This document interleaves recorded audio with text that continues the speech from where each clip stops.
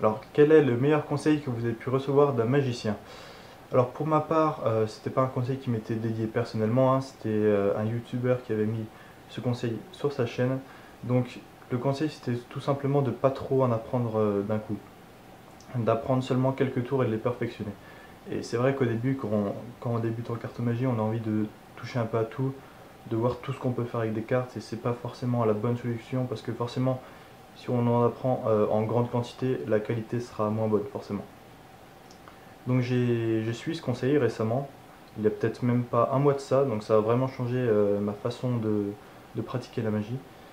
Donc voilà, récemment j'ai décidé de limiter mes tours, le nombre de tours que j'allais faire, et donc j'ai sélectionné une quinzaine de tours, mes préférés, et depuis je fais plus que cela, je les perfectionne, et je trouve vraiment ça plus intéressant, plus instructif de perfectionner le mouvement plutôt que de l'apprendre en quantité. Depuis que je suis ce conseil, je trouve que je progresse vraiment parce que les tours sont vraiment beaucoup plus propres et je sais comment m'adapter aux réactions de certaines personnes, je sais quoi faire, je suis beaucoup plus flexible si je peux dire quand je fais un de ces tours vu que je les connais par cœur et que je suis à l'aise avec. Alors je pense que le meilleur conseil que j'ai reçu de la part d'un magicien, c'était tout simplement de rester moi-même en faisant ma magie. Parce que la magie c'est quelque chose qu'on doit s'approprier je pense. Pour faire mieux rêver les gens, il faut s'approprier sa propre magie, avoir son propre style, sa propre magie à soi. Pour que les gens aient tout simplement envie de revenir voir votre magie. Votre magie à vous, pas celle d'un autre magicien qu'ils ont vu autre part, mais la vôtre. Que votre tour marque, que votre personnage marque les gens.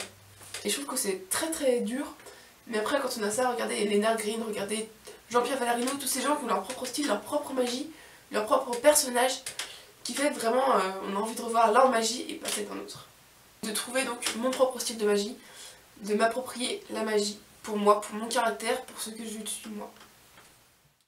Alors le meilleur conseil qu'un magicien m'ait transmis de toute mon existence magique, c'est simplement de ne jamais arrêter le travail, de toujours s'entraîner, continuer avec acharnement, ne jamais lâcher prise en fait. Puisqu'on rencontre beaucoup d'obstacles dans notre aventure magique, dans notre apprentissage à la magie, mais quoi qu'on rencontre comme problème, il faut toujours l'affronter, le surpasser pour avancer toujours et encore, quoi.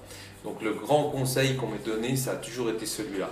Ne jamais lâcher prise, persévérer, l'endurance, tout ça c'est vraiment important en magie. Donc on peut dire que le meilleur conseil qu'on m'ait donné, c'est le travail et l'endurance.